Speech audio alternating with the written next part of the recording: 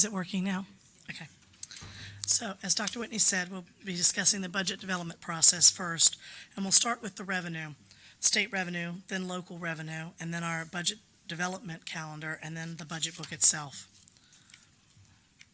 So, the very first thing that happens before the state puts their budget together is they determine the standards of quality costs. There are three components to the standards of quality when they're looking at cost. One is the required minimum instructional positions that they cover, the recognized support positions, realizing that not all support positions are recognized by the state, and the recognized non-personnel costs that they use. Now, they do not use capital, they do not use equipment. There's a lot of things that they do not recognize at the state level as part of cost. So it's very narrow what they're using for cost, and they're getting all this information off of the annual state report that every school division files with the state every year.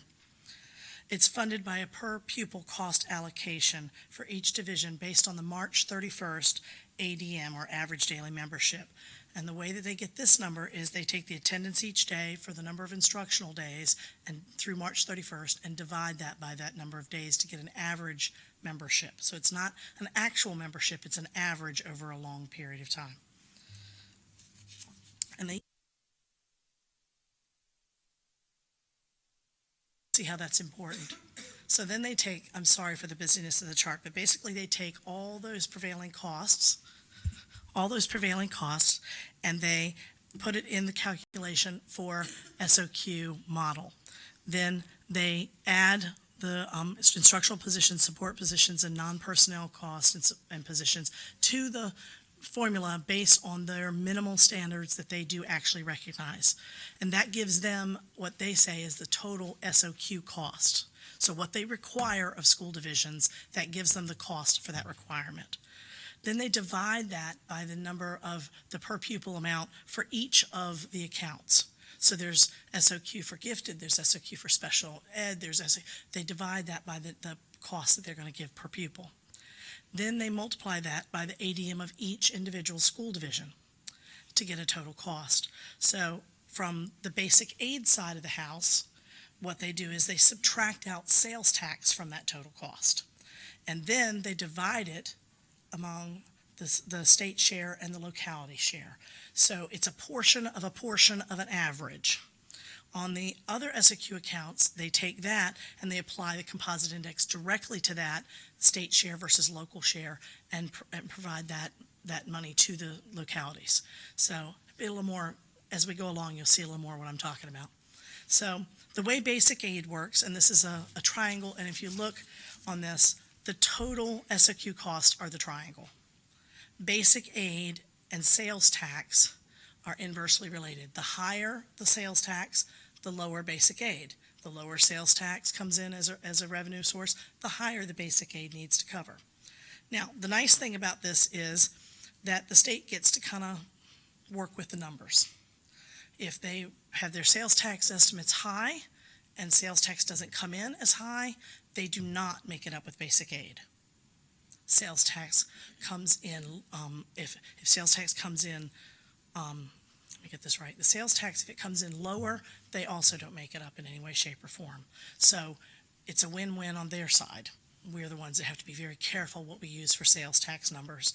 So we do use the numbers that they ask us to use, but we also look back at a 3-year average of what we actually received and make sure that it's in line with what the state is using for their number. The last thing we want to do is say that we're going to get 15 or 16 million in sales tax and only receive 14. So we're really careful with that sales tax number when they give us their estimate to look back at our own actual numbers for the last 3 years and make sure it's in line with what we know we've received. Okay, so then inside of that, once they subtract the sales tax, then they divide it by the local ability to pay. And so in this case, if you'll look on the triangle, our local average share is 32.4%, the state share is 65.8%. So that vertical line in the bottom of the triangle moves left to right based upon the wealth of the locality. There are 4 categories of state funding. You have basic aid, standards of quality funding is the first one, Basic aid and sales tax go hand in hand, they're the very first one. Then you have SOQ, vocational, gifted, and special education. Then you have prevention, intervention, and remediation. Then the benefits that the state pays the SOQ positions their share of the cost for those recognized SOQ positions. And then finally, you have remedial summer school. So all of those are under standards of quality revenue when we receive our revenue from the state for the year. Incentive funds are exactly what they say. You have to do something and qualify for it in order to receive the funds. In the case of the compensation supplement, we have to meet the governor's raise of 5% and certify that in order to receive those funds. If we don't do that, we will not receive those funds. For at-risk, it's split with lottery this year, which is a little bit unusual. Sometimes it's all in lottery, sometimes it's been under SOQ, but in this case, for the year that we're talking about and next year, it's split between two funding sources. And so for the portion that's incentive, we have to certify to the state how we've spent that money and that it qualifies as at-risk spending. The CSEP tuition or the regional tuition, that comes to us as a reimbursement for a number of slots. And that the state's working on that now to change that model. So we've got some things going on with that income that may or may not make it go lower in the coming years. Now, technology bonds are a little bit different because the state goes into debt, bond debt, in order to have the money for technology. This money sits in our grant fund. It's not in our operating fund. And again, we have to report back to the state exactly how we use that money, and it has to be used in a very specific manner. It comes in through the state, but it is in our grants fund. Then you have categorical funds, and again, they're exactly what they say they are, categories. Categories of students like homebound students, students who are in jail, that we have teachers, a teacher that works 12 months to teach those students, and then again, special education regional tuition sometimes sits under categorical funds. That's another one that they move around quite a bit. Then finally, you have lottery funds. The main thing about lottery funds is it's not guaranteed money. So all these programs sit under lottery, and it is not guaranteed. If the state does not collect the money, we do not see the money. Those are things like foster care, the rest of the at-risk add-on, the Virginia Preschool Initiative or Early Start, early reading information intervention, and K-3 primary class size reduction. In addition, you have things like school breakfast, which sits in the food services fund, doesn't sit in our operating fund. You have SOL algebra readiness. You have project graduation, which is also in our grants fund. You have the individual student alternative ed plan, or the ISAEP funds. And you have supplementary lottery per pupil allocation. Now that is new. It's only been there about 2 years. And initially when the state put it on, they had a lot of strings with it. Now they've kind of taken most of those strings off of it and allow us to use it the way we see that our needs need to be met. So if you look at the history of state funding, you can see here I have about a 6-year history, and you can see that it starts at $73 million and goes to $86 million for the current fiscal year. However, I mean, this looks great, but you have to look at this in perspective, because in 2008-2009, we were receiving $86,453,000 from the state. So if you put that on a chart, you can see at this next chart how far down we dipped, and we're just now getting back to where we were almost 11 years ago. So you can see how that could affect the school division tremendously. The required local effort that I spoke about, or the local ability to pay, is the next thing I'd like to talk about, and it is a calculation of local wealth. So the state has a calculation to decide how much the locality has wealth and how much they can pay of the portion of the entire amount of the cost of education under the SOQs. It includes things like the true value of property, adjusted gross income, and taxable retail sales. The composite index is weighted, so it's weighted 66.67% on the ADM component, or the average daily membership, based on the number of students we have as opposed to the entire state. So they take our percentage of students based on the entire state and they weight that. And then there's a population component that's weighted 1/3.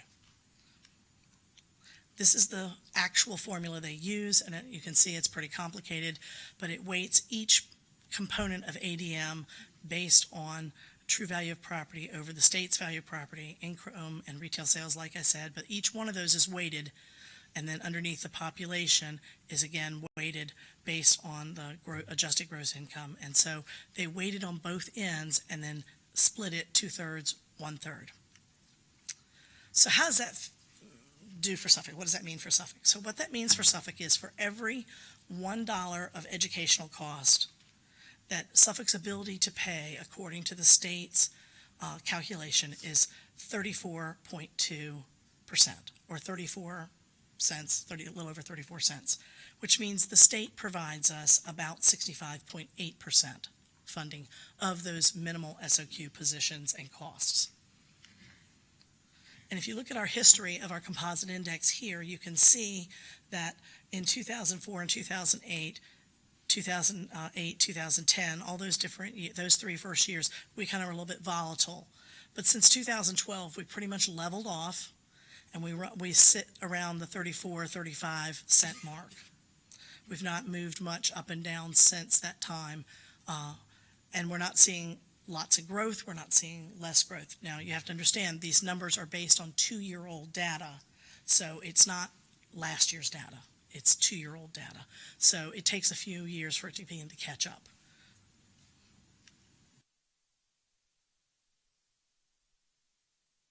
The city's wealth is federal funding. They don't use any federal funding. They subtract that out. Sorry, I'm trying to lean close. Federal funding, impact aid, Title I, 6B, those kinds of things. Those are not included as part of the wealth of the city. And other revenues, such as sale of buses or equipment or tuition from out-of-city students coming here, or even building rentals, none of those pieces are included in the wealth of the city. So for local revenue, as you know, our local appropriation, our city appropriation, is a request that we make each year to the city based on the school board's approved budget. And you can see here from this graph that in the last 4 years, pretty much what we've asked for, we've received. A couple of years, you'll see a slight difference. 2017-18, you'll see a slight difference. That's the year that we went back for a reappropriation of $132,000. So those are the little differences that you'll see there, and they're after the budget was asked for, and that's why I don't show it on our side, because I want to be able to see what the differences are. So you can see that last year we asked for $59.8 million and received $59.8 million.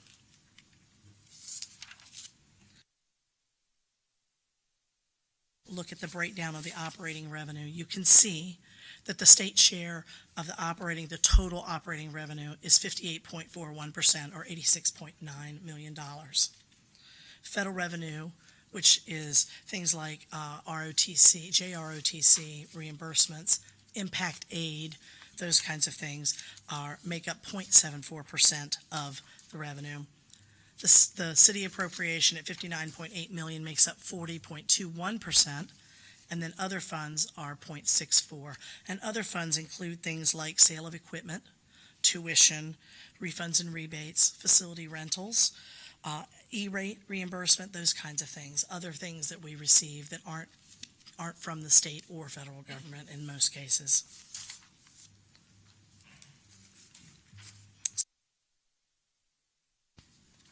It all begins with the strategic planning and budget and the school board goals, and they're listed here. I'm sure you all know them. But each month, everything starts in August, before we even have children in school. In August, there's a strategic planning meeting of the school board, and in August, the school board reviews and updates their objectives for that year, and they give feedback. They hear from the staff, and they get feedback on these objectives and set those objectives for the year. Also, in August, we try to have the budget development calendar for the school board to approve for the next year. So it doesn't have dates on every single item, because we don't always know the dates at the beginning of the year, but we do try to put every single component on there so that the board can have the most information to approve. In September, the first internal stakeholder input happens. The very first day of school, at the end of the day, I send out emails to principals, directors, and department administrators. It's a Google sheet that asks them for information and requests for the next year's budget. We're asking for things like materials and supplies, facility needs, information technology needs for replacement and additions, and personnel. In October, those principal requests are due back to the directors of leadership who review it. And then the budget requests for IT and facilities are then consolidated, and then they go to the directors of information technology and facilities for them to review and decide what to do. Also, the reviewed departmental requests are due to the assistant superintendents who are responsible for those. So in the case of Dr. Rice, she would handle things like transportation, the print shop, health services, and student services. So those all go up to those assistant superintendents who then review that information. In November, those preliminarily reviewed budget requests come to the finance office, and we look at them for cost assessment. We look to see if they're asking for something that is a cost we can identify, and is it the right cost, is it correct, and make sure that we understand what they're asking for. And we go back and forth with department program managers and directors, and we hold meetings if there's some need to clarify or analyze the requests that they've made. Sometimes they make requests and I'm not sure exactly what it means, and we have to kind of go back and forth a little bit to make sure that we all understand what they're asking for and that we've picked up each portion of it. So then in November, once those have been assessed, then we begin to hold meetings with managers and directors and make sure that we know everything that's on each line of what they've asked for. And in December, we have our first public stakeholder meeting where we have a hearing in December where the public can come to the board here and give what their input is on what we're developing as far as a budget. We also have in December, the governor reveals his budget to the localities through the state for the next year. He also includes a caboose bill for the current year, so we have to look at both years and see what changes he's asking for. In December and January, meetings are held with the directors, assistants, superintendents, and superintendent to analyze and finalize those departmental and programmatic budget requests, so that then the superintendent can take all of that into consideration as he begins to finalize his proposed budget. So that happens both December and January. We try to get most of it in December, but it does roll into January some. Then in February, the superintendent's proposed budget is presented at the regular school board meeting, and then we do an Ask a Budget question, goes live on the website. And so the public can ask questions and receive answers on anything they ask for the budget. The budget is published on the website. The paper books, actual paper copies, are sent to every public library and every school in the school division. And in February, on the odd years, the General Assembly usually is done by the end of February.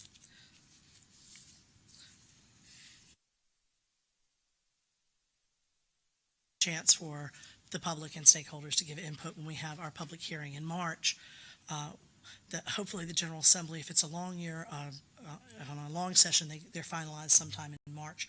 Sometimes they have to come back, but for the most part, they try to finalize in March.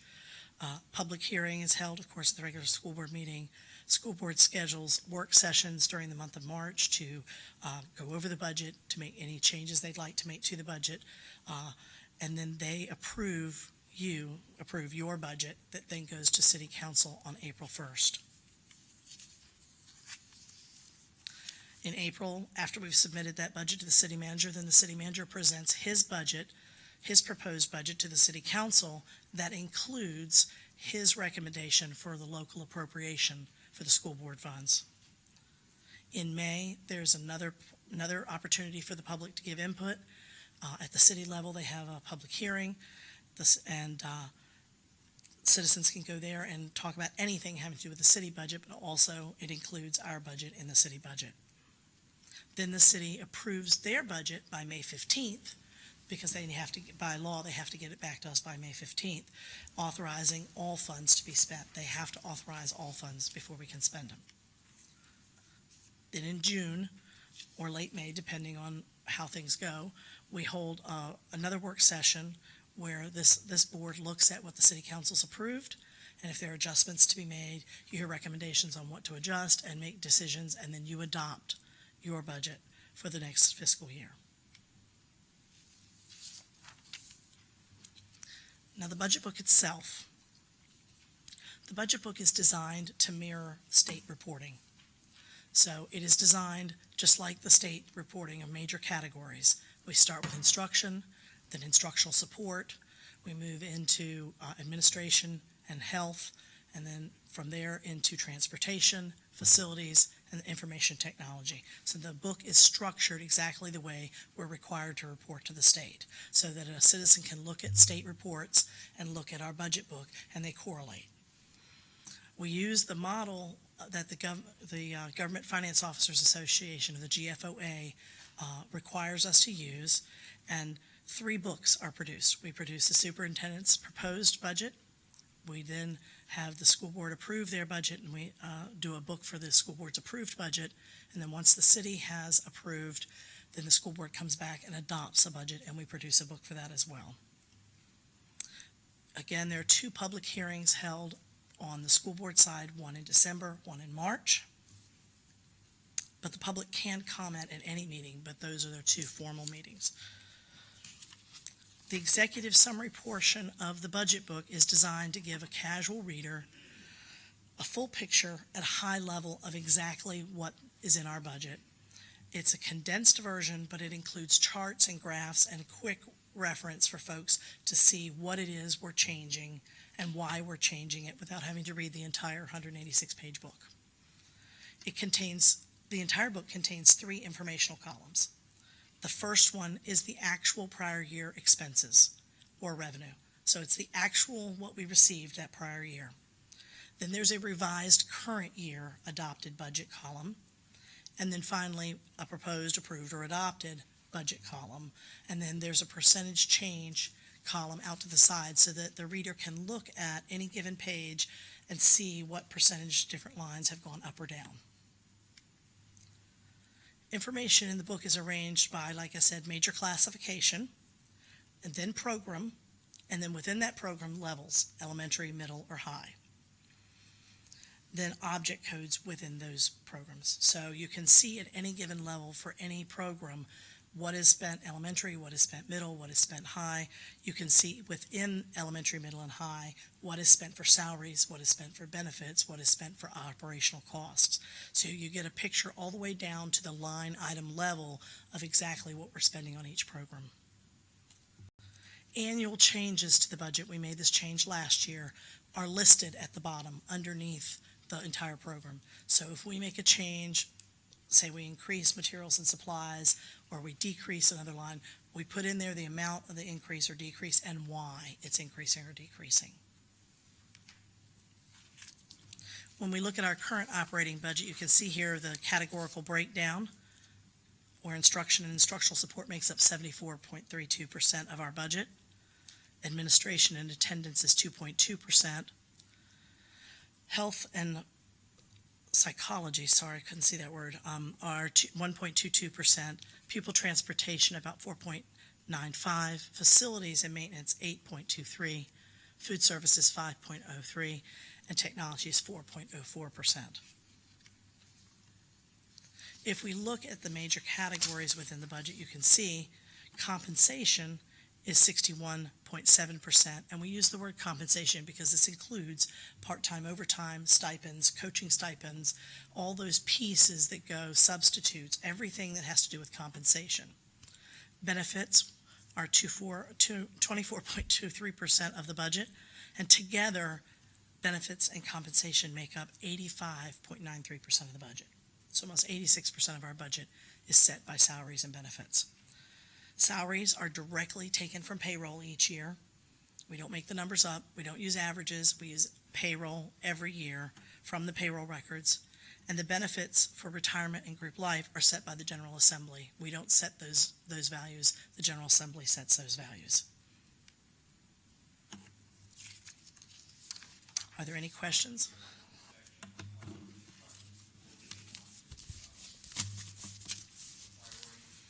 That I have included, and then the third section of what you would like to see included. But any questions for Mrs. Forsman or myself regarding what you've just seen as far as the budget development process and where we are at this point? Under the city portion, when they talk about debt, is that part of the amount that is allocated? Is our debt included in that? On the city side in their budget, when they say they are supporting schools, they add the debt service. But that debt service money doesn't come to us. They pay that directly because, as you know, we're not allowed to have debt. So they borrow for us, and they move money from their operating funds to the debt service in order to cover those bills for the debt. Is that included in the percent allocation that the city gives us? It's included on their side in the percent, But not. but not on our side. No, sir. Thank you.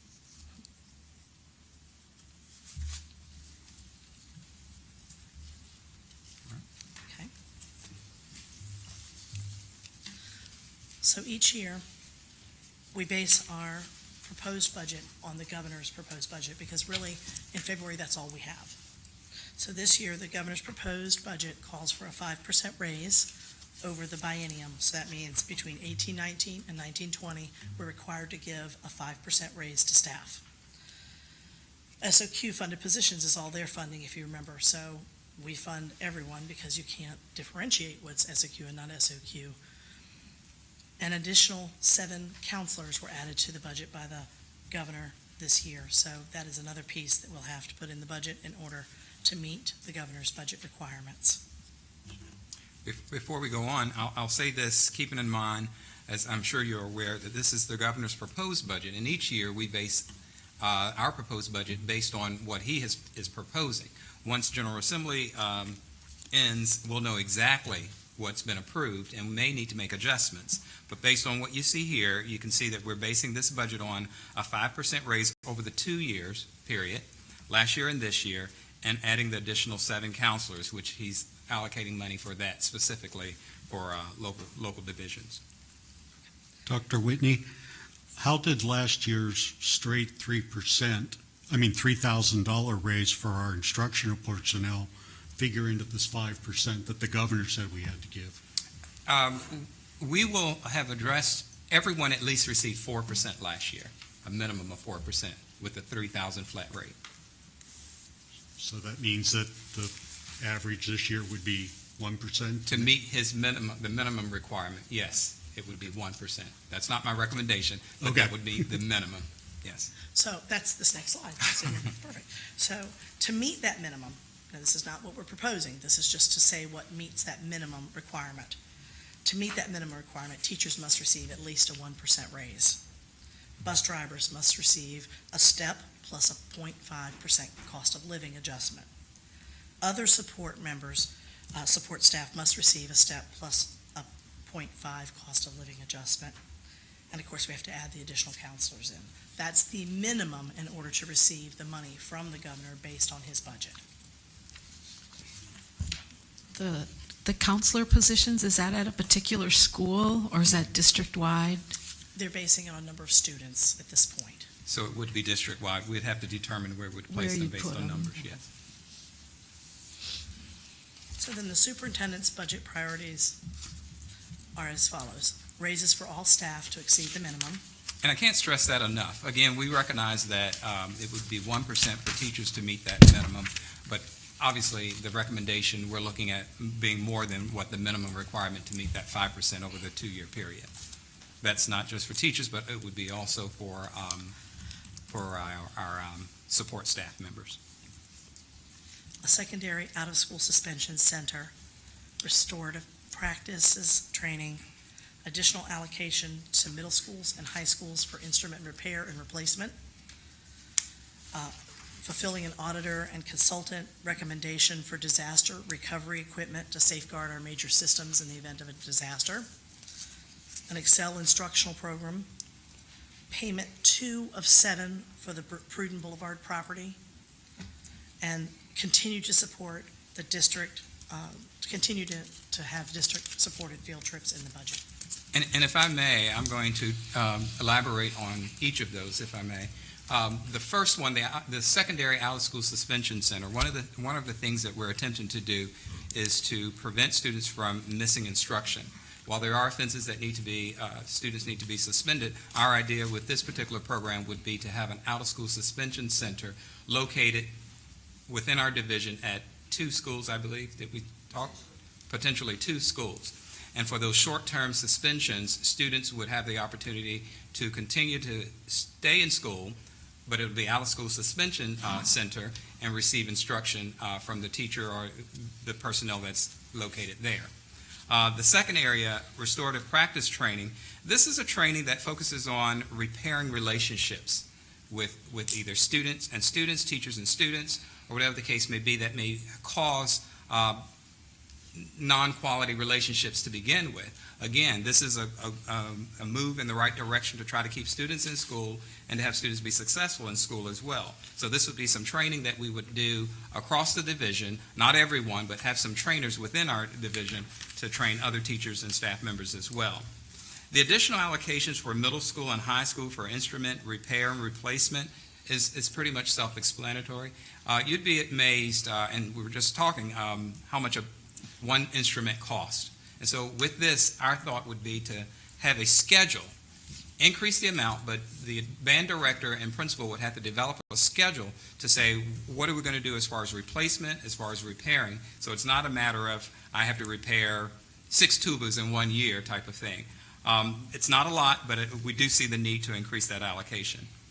The auditor consultant recommendation for disaster recovery equipment to safeguard major systems is pretty much a backup system for our server, I believe. Is Mr. Littlefield here? He probably could explain that better than I, but it is something that the auditors have recommended over the last several years to back up our systems. While we do have our systems backed up, this is another safety measure to ensure that we keep our information. Mr. Littlefield, do you want to add anything to that?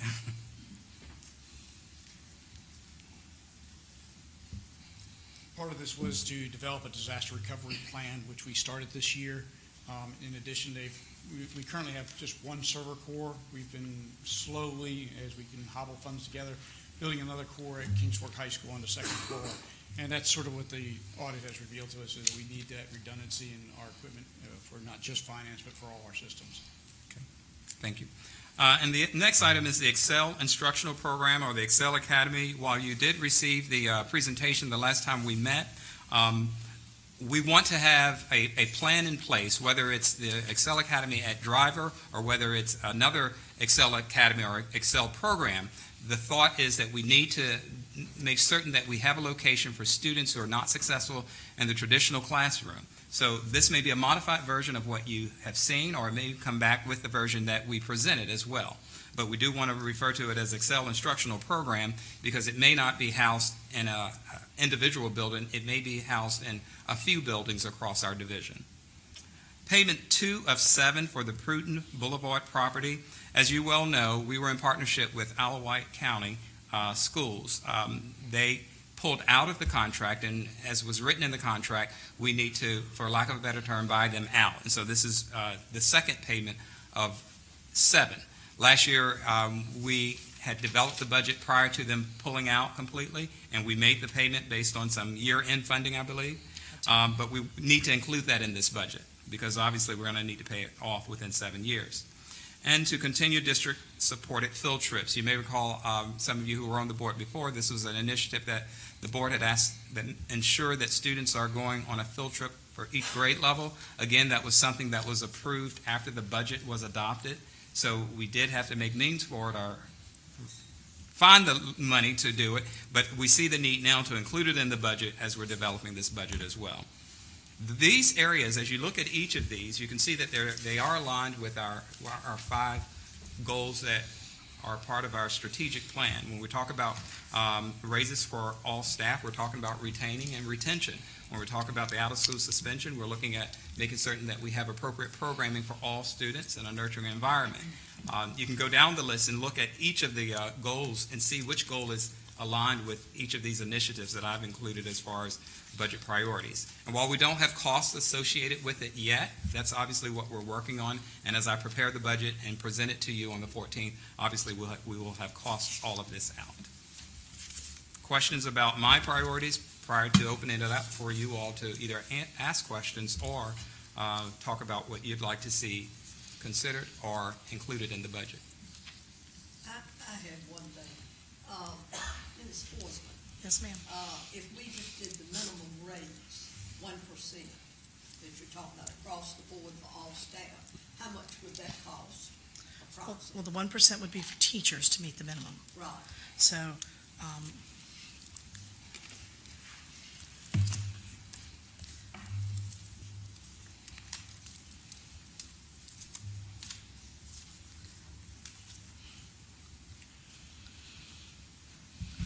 1% for teachers only would be $750,000. Okay. All right. 1% for all staff is 1.1 million. 1.1 million. But remember, there are a couple of staff, the support group and the bus drivers have to get more than that in order to meet the minimum. Okay? And what would that figure be for the bus drivers and support staff to meet the minimum? 967,000 and some change. I can't remember the exact numbers.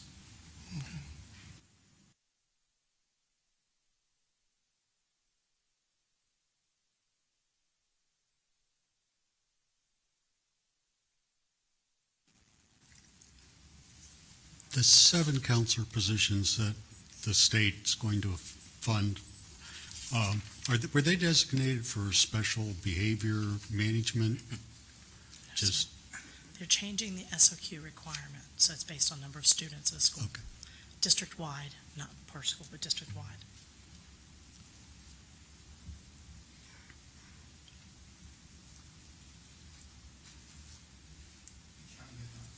Make sure my words are correct. How often have we increased the support staff size? I have the history of raises for about 20 years, and there's only about 4 years in there that there was absolutely no raise 4 years in the 20. in the 20. Now, And not always was it given that they received it, and I'll qualify that because we had several years that we gave a 1%, and the staff had to pay 1% more to the retirement fund as we brought that in, phased that in over 5 years. So there were years we gave a raise, but then the staff had to pay 1% of their salary out to retirement that they had not had to do before. So while, yes, it was a raise, it did not be much of anything because of that. And the reason why I'm asking is because I'm aware of some support staff members who have been with our division for a long time, and in a month's time, they're bringing home less than $1,200. And the question is, are we meeting the cost of living with our support staff? We don't want to become a training ground for other localities, meaning you get your start here, you get your experience to stack your resume, and then you move to another division because there are more funds available. This is one item on the budget that I would, in the words of the late Dr. Liverman, we're going to have to pay close attention to because we do not want to regress. I couldn't agree with you more, Mr. Riddick. In fact, several years ago, you may be aware, we did a compensation study. And one of the reasons we did that was because we want to ensure that we were comparable with other divisions. In fact, within that compensation study, it recommended that we do it again in 5 years. And I think next year is the year that we would begin the process. Unfortunately. Wendy's frowning, but it's something that's This year. needed to be done. And the This is- importance behind that is to ensure that we compare like positions throughout the Hampton Roads area and see that we have comparable salaries. So that's certainly something that I agree with and something that we do make note of. And it's across the board. It's not just for support or for teaching or for administration. It's across the board. Absolutely. We've been in the lower area. But I did want to make mention of this. When the increases came for retirement, it was because of the change in the state share. It didn't Yes. have anything to do with what Right. We had no choice of that. Right. that because the state increased its share. That's correct. I just want to make sure that we're doing, and I'm not trying to mislead or allude to the fact that we're not doing right, but I want to make sure we pay very, very, very, very, very, very close attention, especially to our student support staff. Excuse me, because for a teacher, assistant who have been with the division 14 plus years, and you're still bringing in that type of money, and then I don't know, do the teachers have an opportunity to, I know a new teacher coming in, correct me if I'm wrong, Dr. Whitney, a new teacher coming into division, they have some leeway to negotiate a little bit or talk about their steps or something like that? No, they get credit for their years of experience, but as far as negotiating, no, we stick to our salary scale for positions and salary. Thank you. Dr. Whitney, what Yes. is the payment for the to buy out for Alawite? How much is that? Is it on a descending scale or is it the same every year? Same amount. It's the each same year. every year, yeah. $224,600, I believe, is the exact. When the contract was written several years ago, for any city or any division that chose to back out of it, they said they would give the other remaining divisions that amount of time, 7 years, to pay them out of it. Is the Mount Zion project one of our priorities that we were going to visit? It's from a separate budget. It's the capital improvement Okay. plan, yes, which we've received partial funding for that, phase one. At this point, we'll open it up for board members to talk about priorities and talk about considerations that they'd like to see as we continue to develop the 1920 budget. Back to you, Ms. Chair. Questions, concerns? First thing I'd like to look at is our substitutes in people that get salary supplements. When was the last time those were changed? The supplements were looked at last year, and while we weren't at the top, we weren't at the bottom either. But I certainly will be willing to look at that to make sure that it's comparable as far as different stipend positions and roles. Were you referring to stipends or substitute teaching positions? I was both of them. I'm looking at last year's classification and compensation plan, and I was just looking at the in the back the section that says salary supplements. Right, okay. And then after that is also substitute teachers, but and then there is the also the athletic event rates. I mean, I'm looking at the pay for athletic events that when I was working back to 2008, I believe was the last time that these were changed. So it seems like people in these areas of our budget are well due for some increase. And I didn't know if we could look at those at least, and particularly our substitutes. We certainly can. And the other thing I was interested in December, we had a presentation from 2 teacher assistants and 1 teacher in reference to the pay that was given for the people in the multi-handicap classrooms. And I'm aware from my own experience in education that those people do far beyond what a teacher assistant does in a regular ed classroom or some categories of special ed classrooms.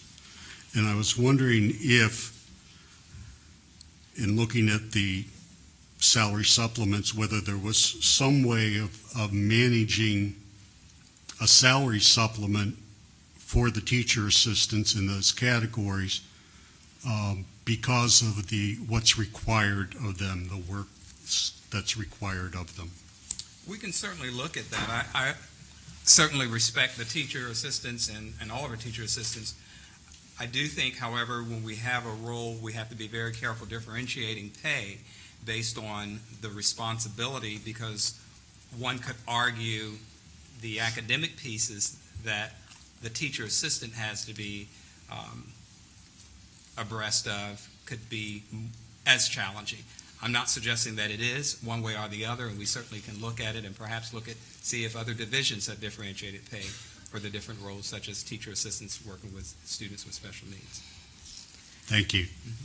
I think one of the things with the multidisciplinary inclusion room is that there's no break. So if they're teaching every block every day, I mean, we at least give, if someone teaches 6 blocks at the high school, they get paid extra for that. And certainly these are in that room all the time, Right. continuously. So maybe that is a way to look at that they would at least deserve that. And I think we have to also look at giving a break, like who Sure. arranging out of school, Mhm. because to be in that room constantly without a break probably isn't legal. I don't know, but certainly they do have that extra block. So if you could take a look at that, Certainly. I'd appreciate it. Thank you. On the substitute pay, have we looked at the surrounding areas comparable to what we're paying? I can't remember the last time that we've looked. Dr. Brown is at a human resource conference. He probably would be able to answer that, but we'll certainly look at that. Because It's been again, about when we 2 talk years. about making sure salaries are comparable, we want to look across the board for all positions. What is our current substitute pay per day? $89 a day, It's what? $89 a day. 89. Thanks. And it's been 2 years since we last looked at it. Thank you. Just make a comment with regard to changing salaries for the job that you do. If you are, and because I have done that, if your jobs are different, I would think everybody needs a break. I don't have a problem with that. I would think that scheduling would be done, at least when I was working with children with multiple disabilities. Breaks could be scheduled. All of the people who worked with me got a break. We just took turns doing whatever we needed to do. So that's absolutely something that should be done, and you need to make sure that it's happening for anyone. However, if, for instance, I were in class with children with emotional and behavioral problems, the difficulties that people would have, how would you quantify that as opposed to in those rooms where you have to use equipment in those rooms where you'd have to use special equipment to lift the children or where you put them down. So, I mean, even though the duties are different, it's not to say that one is not more stressful than the other one. And I'm thinking how we would think that we would quantify that so that everybody who's dealing with a different kind of category, there are 14 different categories under the idea, which one gets more weight with regard to how much you do or what you do. So I think that might be kind of difficult, and I'd be interested in seeing. Now, I've taught in 4 states in West Germany. I've never seen it done that way, but it doesn't mean that somewhere around here somebody may be doing it differently. I doubt that very seriously, but that's something to check. I don't have a problem with that. We'll check The into it. thing, one of the things that is a concern of mine, and I know it costs more money for my area, is our class sizes. Class sizes have been a concern for several years in the schools that are in the Nansemond Borough, and I would dare say in some of the others as well. But I think it's something we really need to look at. It's assumed sometimes when the children do very well that they can be crunched together. And of course, other children who have other needs have different kinds of things that we do.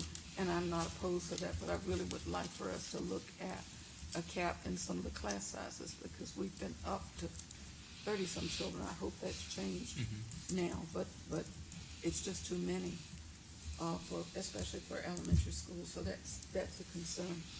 That is a concern of mine. Because we're not talking about capital expenditures. I have a question about training. How much training? How much training do we offer, or a budget for training for our teachers or our staff? It's a good question, and it's not enough.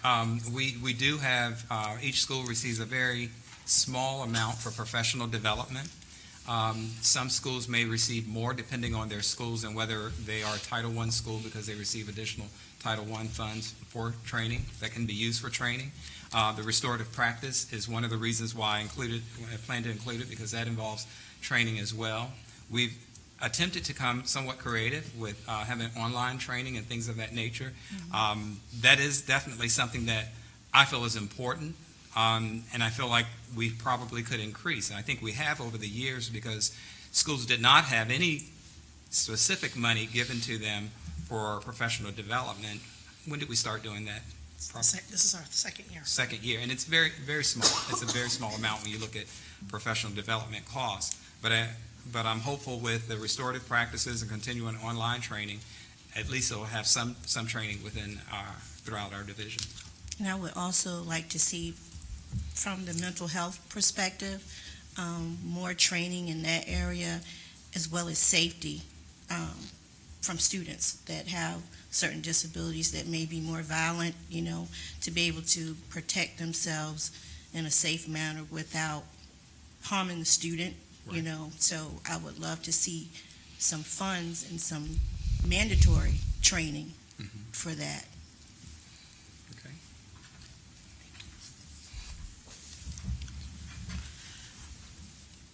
One of the things I noticed that might be a little different compared to our surrounding areas, if we could add a classification or extra pay for national board certification. Yes. Yeah. Yes. I think that's a very good thing. Now, we offer, I can't remember the amount, or was that 640, right? And that was decreased from years past, but it is certainly something that I think. Because I think it's a cost to get it, but I think Absolutely. that it's really, it really is good for, It's very difficult to get to, yes. but well worth And it. then you have to renew it, so I think we need to look at a stipend for that. That is more than what we're offering. I'd also like to look at adding at least some pay for club advisors. When kids participate in clubs, when they stay after school, when they participate, they have that socialization, they take more pride in their school.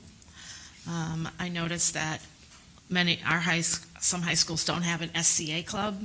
We can't keep an advisor going. That is a leadership type club that is really active in Virginia Beach. And so I think that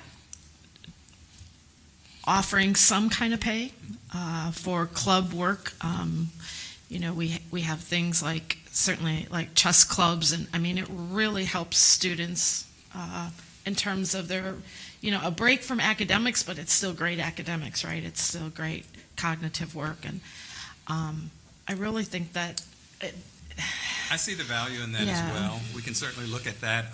We have a lot of teachers that are doing it because they just enjoy and they see the need, just as you Right. said, but to include a stipend of some sort would be. I think we would have more participation by both students and teachers with a minimal amount, but it's something, because we tend to lose those club advisors way too quickly. It really fluctuates, and I'd like to see that added.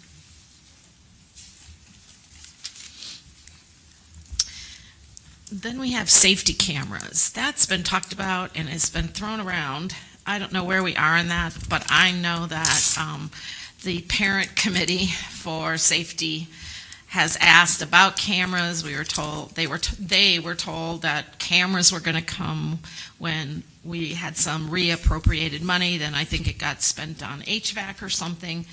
But my concern is for safety, for cameras in the building. If we had an intruder, they would say, well, let's look at the cameras. And we don't have those cameras in the buildings yet. And we don't have them outside the buildings. Actually, We do at the high school. We have them inside. We don't have them outside. And the elementary schools I visited, we don't have them on the inside yet, I think. Right. So where are we with, have we purchased the cameras? Do we have them? They just haven't gone in? What's Mr. Littlefield, if you could come up and give us an update Where on are the we? cameras. All three high schools have cameras throughout the building Right. and on the exteriors. All the middle schools have cameras on the interior and exteriors. And we're currently cabling the elementary schools for all the entrances in the elementary schools at this time. Okay, so we have, where are the cameras on the exterior for the high schools? We cover the complete perimeter of each high school. Okay, it doesn't cover athletic fields, does it? No, ma'am. Okay.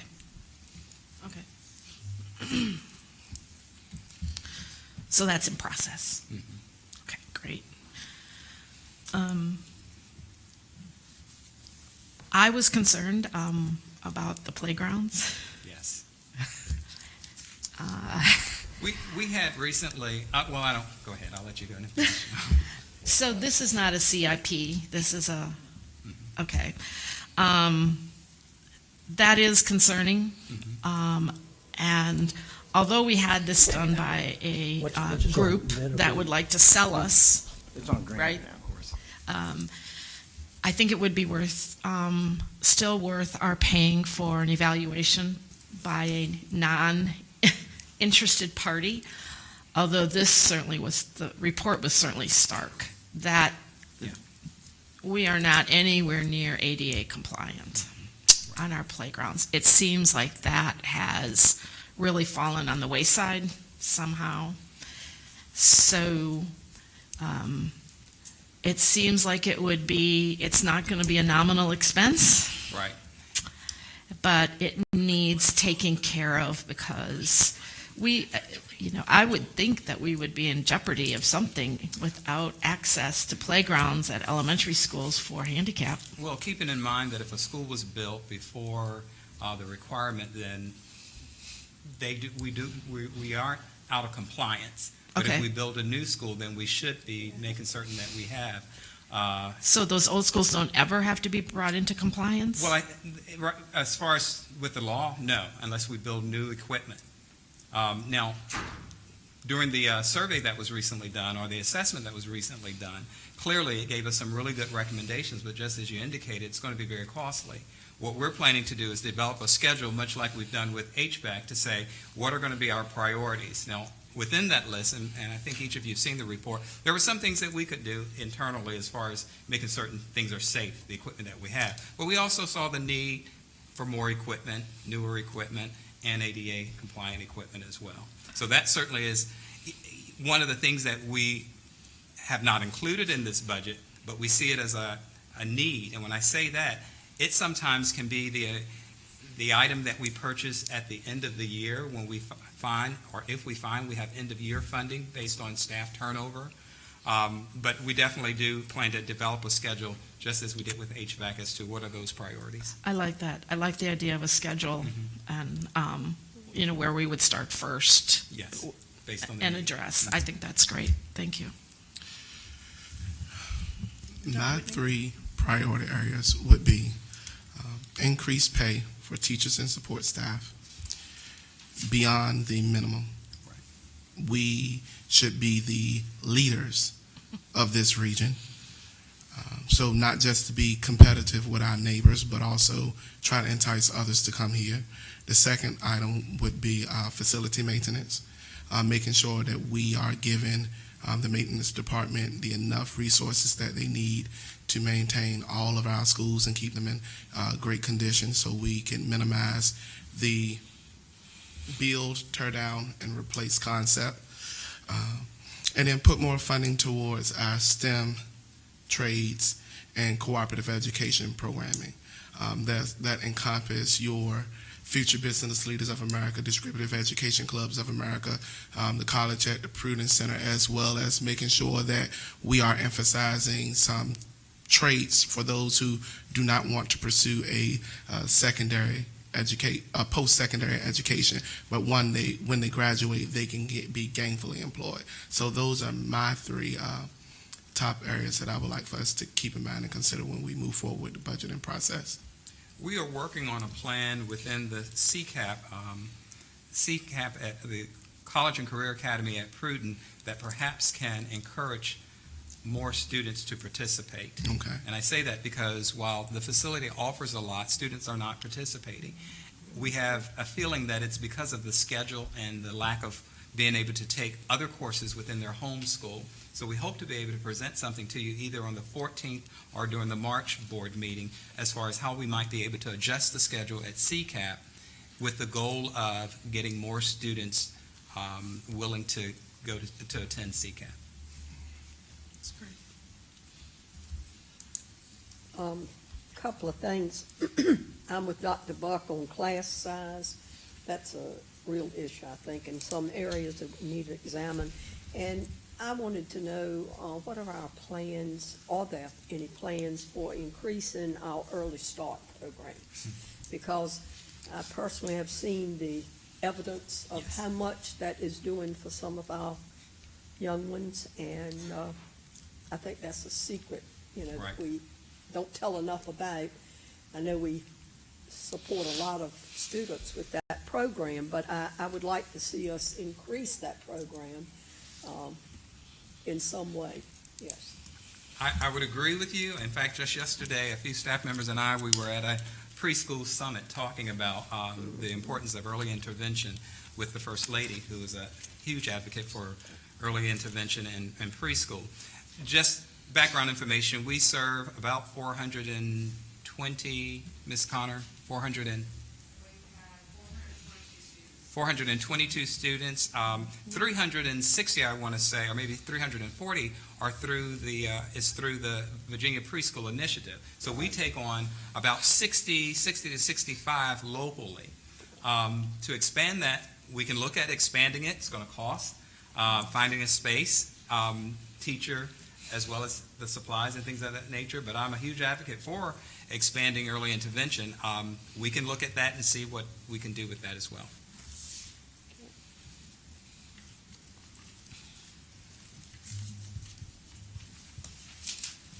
What type of incentive programs do we have for, like, our schools that have to meet a certain quota?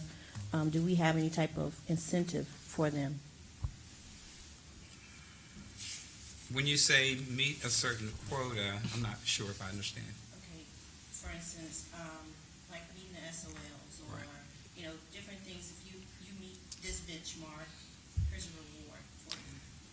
We don't really have any type of incentive program such as that. I don't know if you're referring to a pay-for-performance type thing. No, You're not? Okay. No. Okay. I'm glad to hear you're not, personally. But we really don't have an incentive type thing as far as meeting academic benchmarks. Encouragement and, excitement and celebrate, but as far as an incentive, if you meet it, that's not something that we have in Okay. place.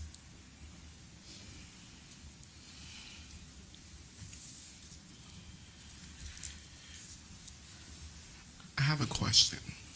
I don't know if this belongs at this part of the agenda or somewhere else later on, but the print shop.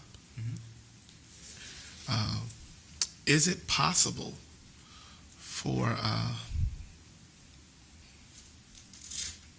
I'm going to retract that question. I want to gather more information before I put my suggestion out there.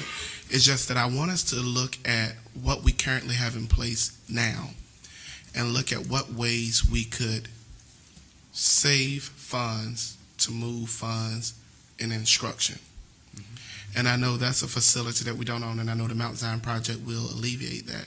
But the Mount Zion project, to me, is a very top priority because it frees up additional funds that the city, I know the city pays, and I already been in some conversation with some persons about that, but it frees up additional funds that we could request them to just, hey, give that to us. We already own a facility that we can put that in, but it would also open other pathways and opportunities as well. So what I'm doing is I'm going to gather some more information, and I'm going to bring that information back to you all about that with a question. Thank you.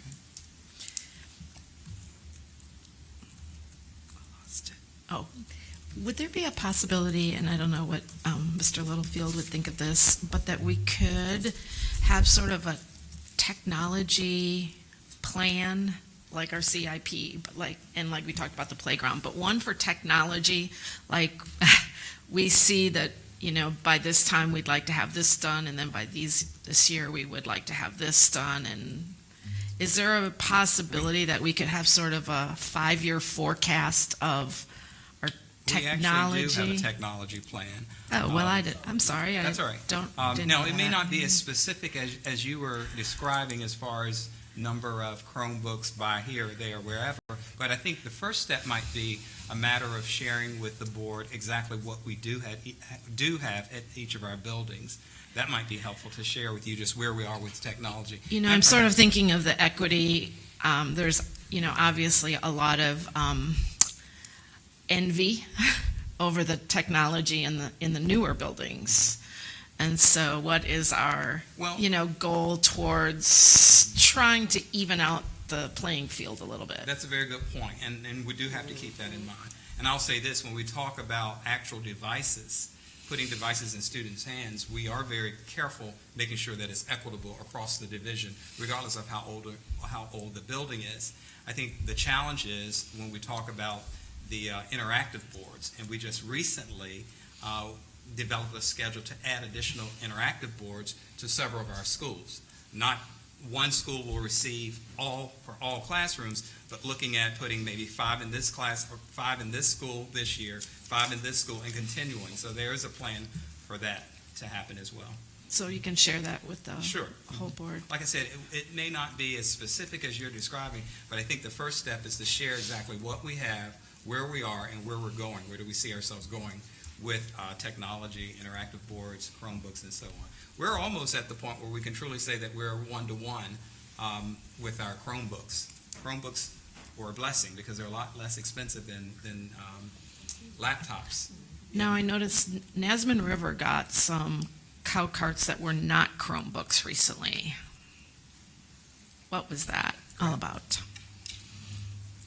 So, excuse me, this fall, we added about 3,700 Chromebooks to elementary and middle schools. Say that number again, please. 3,700. Thank you. Yeah, say it. It was 146 carts in total that we put out there.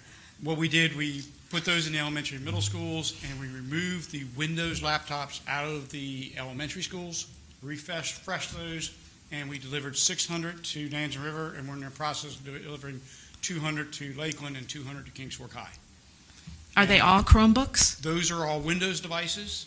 Windows That devices. went to the 3 high schools. That Oh, came okay. out of the elementary schools. They're still viable and very usable devices. They're running Windows 10, 8 gigs of RAM. Their specifications are sufficient for the high school's needs. Just to give you an idea of the numbers, Dr. Whitney, if I may, I'll just Sure. sort of indulge them. So we have 14,746 Chromebooks in the district today, of which 600 of those are in hands of teachers, and the rest are in carts for student use. Chromebooks alone, we already have one-to-one as far as our student population.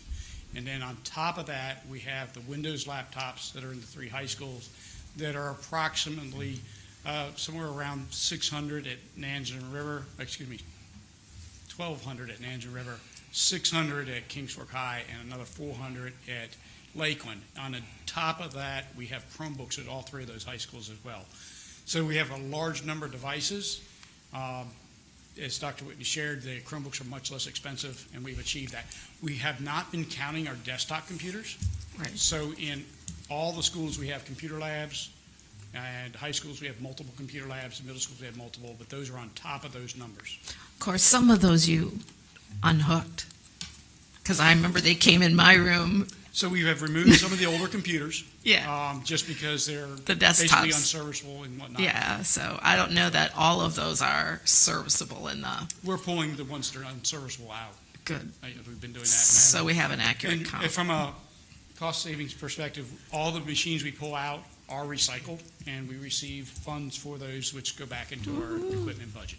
And I think it's important, the number that he just gave did not include the desktops. Correct. because of Right, the- right. That is correct. Is there a reason why Nesman River received 600? 600 and So- the other two?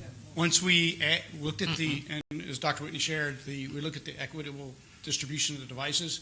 Nanza River actually had the lowest number of devices in carts of the three high schools.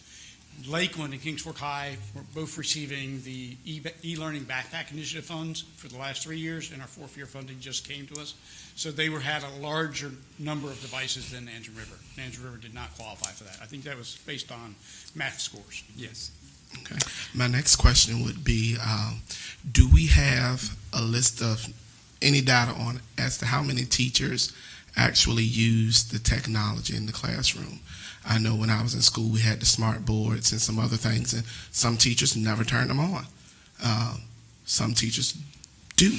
So is there, basically, to just be direct, technology is great, but we don't want to get in the habit of buying technology and then it's just sitting on the shelf. Absolutely. So, as though we can't say exactly how many teachers use it every day, with the Chromebooks, we can actually measure or give the usage reports for those. I can certainly share those at a future board meeting if Dr. Whitney would like. Sure. That shows what percentage of our devices are being used on a given day or a monthly basis. And would you be able to do that by school? Because Yes, absolutely.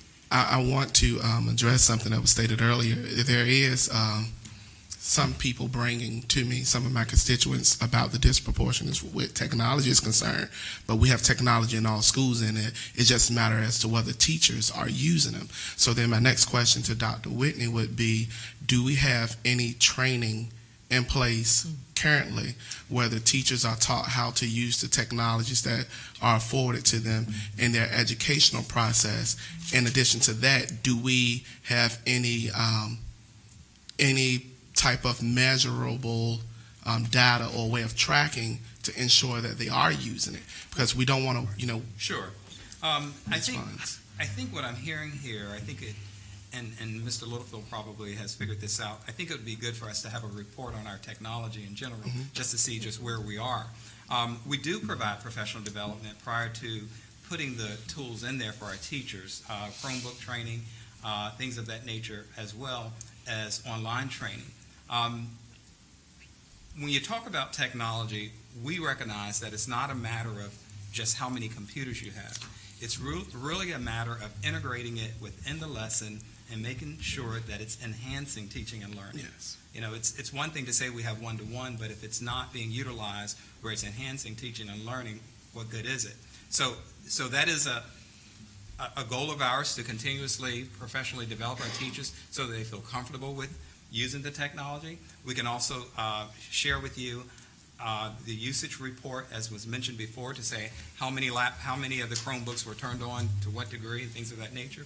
But I think what I'd like to do, if not during the February meeting, by March for sure, have a technology report where Mr. Littlefield can share with you just what we have, the usage reports and things of that nature, to give you an update and where we plan to move forward.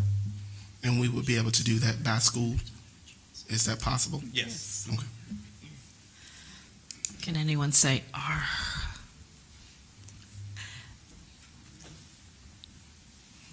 That's the Google training for teachers. Mr. Littlefield, one more question. Yes, ma'am. Would you be interested in seeing a technology foundation Absolutely. begun? Absolutely. Because there's a lot more technology than just computers. I mean, we have, so I think I like the idea of a technology foundation to supplement the Suffolk Education Foundation. If we could get an interest in the community to get a technology foundation going. And just something that other foundations Yes. I'm aware of support. So last year, we started the Land Air Sea Challenge with Penn State. Mhm. So they were actually reaching out to see if we had a foundation. to help Foundation, support that. yeah, for robotics and Exactly. 3D printers and Yes. all that good stuff. So I think going towards the 21st century, I'd be very interested in seeing if we could get a technology foundation going and to maybe give a real boost, kick into our technology that our kids are able to use.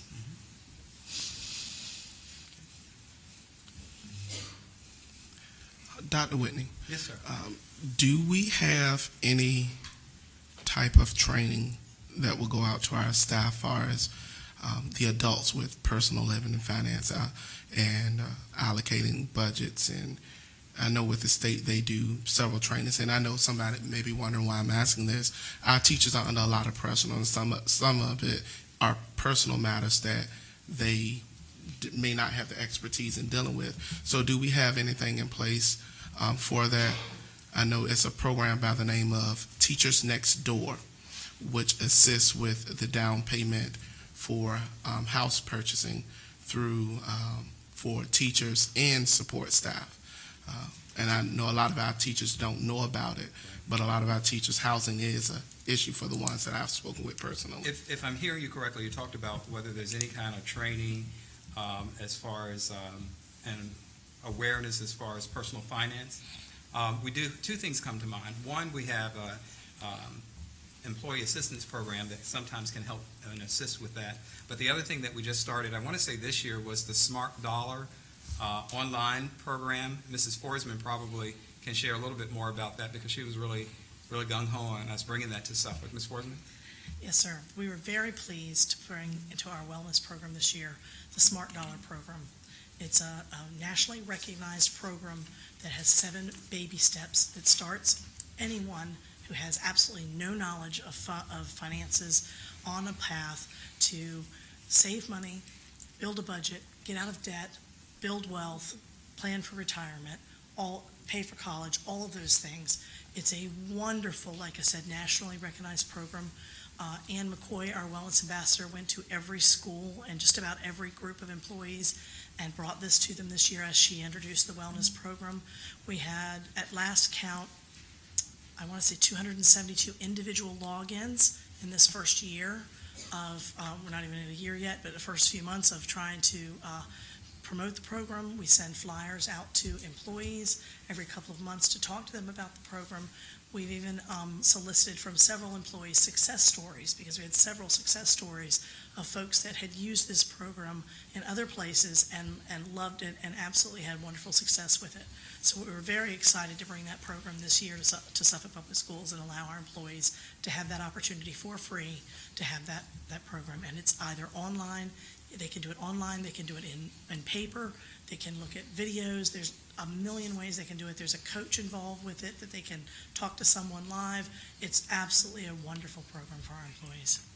Now, with it being new, I will say one of the things that we've talked about is making sure that employees are aware of it. That's always a struggle. We have these things, making certain that people are aware that we offer these things. Other budget priorities?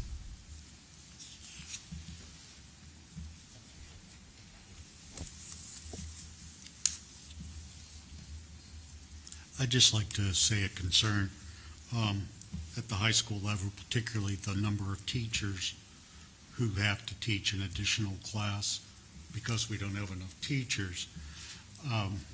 The additional stress that puts on those teachers is a concern, and I know because we have staffing issues that that's used as a substitute when we can't find enough teachers.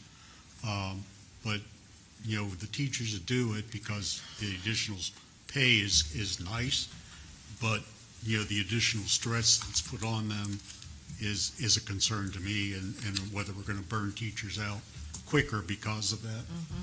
I agree. I think that it's twofold. We attempted to decrease the teachers who had the additional section. Didn't see the teachers available out there, the certified teachers. Some teachers, talking to them, because they'd gotten so used to the additional section, did not want to give it up, even if we had found a teacher. But I do think you're right. I mean, there's a reason why we have a certain amount that the typical teacher should teach because of the workload. That goes back to teacher recruitment and retention, as well as just overall the teaching profession. But we certainly, as I said, Dr. Brown's not here, I'm certain, because he's at a workshop as far as, I think recently, one came across my desk that he's attending recruiting teachers of color, but just looking at different ways to recruit teachers and retain them as well. And it goes back to one of the priorities that we talked about, salary.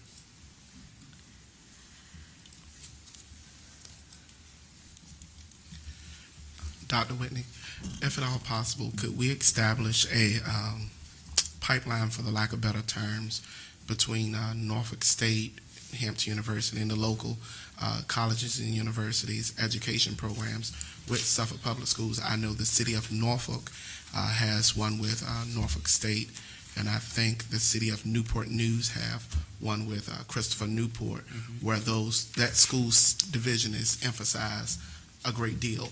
And would we be eligible for a Teach for America type of program here in the city? We have good partnerships with each of those universities that you've talked about. The issue becomes how many students are in the teacher education program, and it's just a matter of they're not there.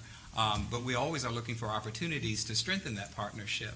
Our biggest, the college that we get most of our teachers from is Old Dominion University, but we have, again, a good relationship with Norfolk State, but just recently, and I don't remember the number, they didn't have a lot of graduates in the teacher education program.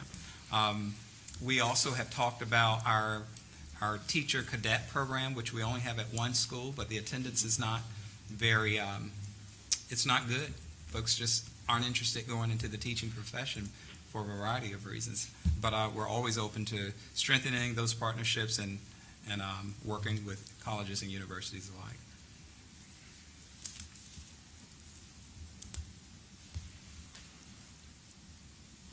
And also, we have several of our employees, I think, that have been in teacher assistance positions. Yes. And then they have been recruited to continue their education. Yes. We're working with a number of people like that, I know, in the past. Last year, we did a program with Old Dominion where teacher assistants who had a bachelor's degree were interested in becoming special education teachers. And we would pay for their education to take the courses to be provisionally certified. I don't remember how many. I'm going to look at our special ed. Don't know how many. I think it was about 5 to 7 that we got from that. Dr. Bryan told us. Right. Yeah. And we want to continue to do that. Assisting teachers, assisting employees to become certified and to stay here in Suffolk. I think that is really important. I think it's not always salaries. I mean, I was pretty impressed looking at our salaries, Portsmouth, whatever. I mean, we are certainly catching up in that realm. Yes. And so I don't think it's always salaries. I think there's always other factors going on. Absolutely. Which is why I think it's really important that we as a board see exit surveys and maybe, have some kind of a way of documenting and getting data for why are teachers leaving our district and going somewhere else. Because we have to try to stop it. I mean, I just looked tonight before I came of all the openings we still have. It's 28 classrooms yet that don't have teachers. And I don't think it's that high the last time I looked around other places. So we really need to dig down and look at why we are having trouble retaining teachers. Because I agree, I would love class sizes to be smaller. Especially in elementary, but if we can't get the teachers, we can wish all we want, but if we can't get the teachers and we can't retain them and then they leave as well, that's really a concern. And so, maybe you have to come up with some creative ways to hear from our current teachers what is the other than salary? Because I really think our schedule is now starting to be competitive. What are the other factors that, why teachers are not staying around in our district? To have 28 classrooms without teachers, and then to still have everyone teaching 6 classes, that's a concern. So And it should be a concern, but I will caution anyone from saying that teachers are leaving Suffolk, going to other divisions on a I think they're just widespread. leaving the profession as well. Absolutely. Absolutely. And It's so- not just, I didn't mean to indicate that. Well, what research suggests, if you will, it suggests that teachers are leaving the profession because of the workload, because of salaries, because of the lack of respect of the position, and they want to feel empowered as well. And we all play a role in that. We all play a role in ensuring that those factors are looked at and what can we do differently. Salary is a piece. During the summer, we attended a seminar talking about teachers leaving retention. And those were some of the factors that the researcher had shared. The empowerment, want to feel empowered, wanting to be respected, the workload, as well as salaries. So Yeah. all of those things we do have to take in consideration. I think the gathering of teachers in Richmond indicated that salaries are a large part of why teachers are doing what they're doing and choosing to do another thing. But one of the reasons that we had a major decrease in teaching, at least when I was there at the education department trying to get young people to go into the field, is because of the requirements for teachers, the 5 tests they have to take if you want to be an elementary or special education teacher.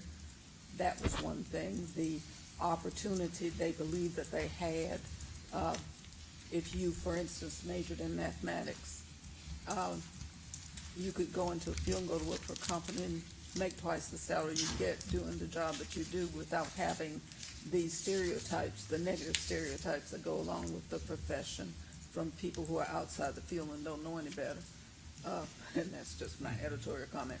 But I think that if we consider the requirements and those things that you mentioned that have been placed on teachers, it has decreased the interest and with young people's opportunities to go into other fields and do other things that may not have been there 10 or 20 years ago, we find ourselves where we are. I'm thinking that, I know one of the major problems for us when I was at Hampton University is just what you said, the numbers of people that we had to offer to employers. Now, my teachers, when they went through, they were recruited immediately. We had a teacher education, an education career fair in March, and they were recruited and got things that other people would more closely associate with athletic stuff. They give them computers, they give them a signing bonus, they give them all sorts of stuff if they would come to school systems. I don't know what kind of incentives we have in place or even what kind of incentives we can afford in Suffolk, but I remember us having this discussion, especially when we talked about the other things like the benefits. We had a great insurance package and some of the other things that we offered, and we did that in hopes of helping to retain people who are in the field.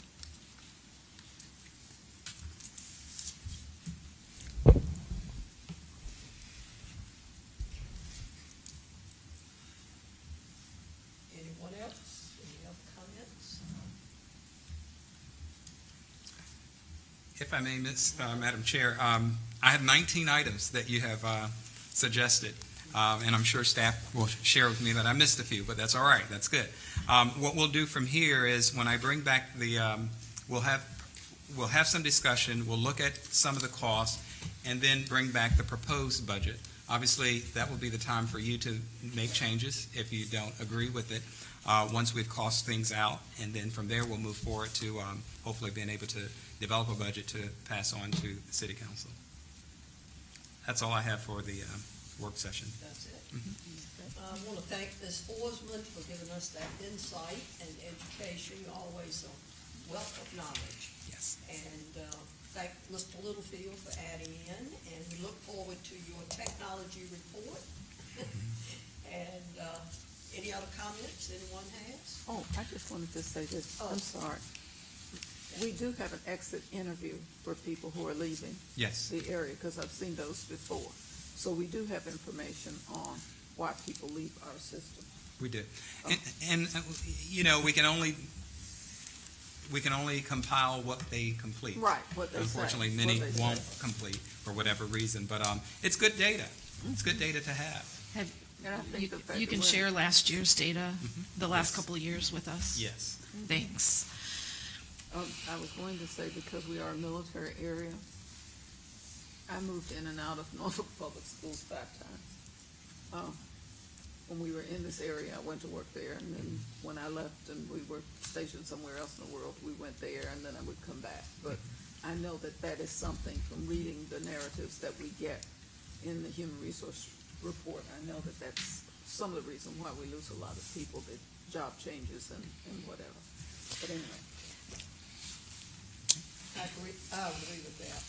I think over the years, I've seen quite a few, that has affected the military movement in our area. I know Dr. Brown could attest to that, I'm quite sure, yes. Any other comments? Well, I think it was good to hear about the technology one-to-one, because that will really cut down our SOL taking times. If every student this spring, we should have a lot shorter SOL.